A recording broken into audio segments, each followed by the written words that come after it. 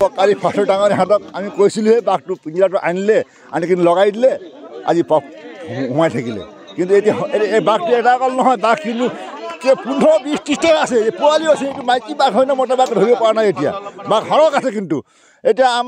কালি আমাক ছাগলী খাইছিলে গাঁৱৰ ককা এজনৰ গৰু খাইছিলে গাঁৱৰ মোৰ আগত যোৱা বছৰ এটা ডেলিভাৰী গাভিনী ছাগলী খালে কিমান ছাগলী খালে হিচাপ নাই কিন্তু এতিয়া আমি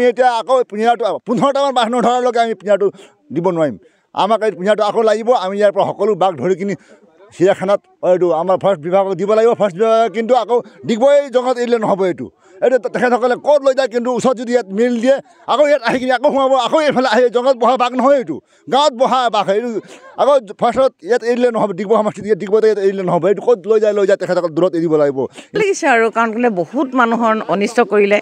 আজি বোলে কোনোবা গাহৰি ছাগলী গৰু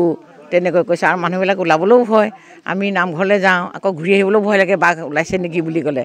তাৰপিছত আমাৰ ঘৰত কাম কৰা ছোৱালীজনী কৈছে আমাৰ বাৰীতো আছিলে বুলি পাৰ হৈ গৈছে মানে আজি খুব ভাল লাগিছে আৰু নিজে চকুৰে চাবলৈ আহিলোঁ বাঘটো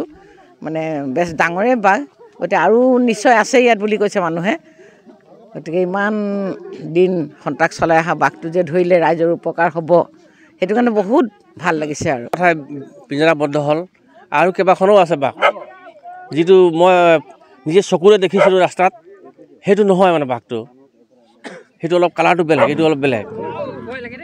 বাঘ আৰু কেইবাখনো আছে এখনো নহয় মুঠত মানে 4-5খন আছে বাঘ আৰু কেইবা জেগাতো আছে আজি বন বিভাগৰ প্ৰতি কিবা আহ্বান জনাব নেকি পুনৰ পিঞ্জৰা পাতিব আৰু বন বিভাগ আৰু জনাওঁ যে আৰু য'ত পিঞ্জৰা লগাব লাগে আৰু কেইবা জেগাতো আছে বাঘ অকল এখনে নহয় এই ভৈয়ামত ঢেৰ বাঘ আহি গ'ল মানে পাহাৰত জংঘল নাইকিয়া হ'ল মানুহে তাত থাকিব দিয়া নাই জংঘলত সেইকাৰণে পলাই আহিছে ইয়াত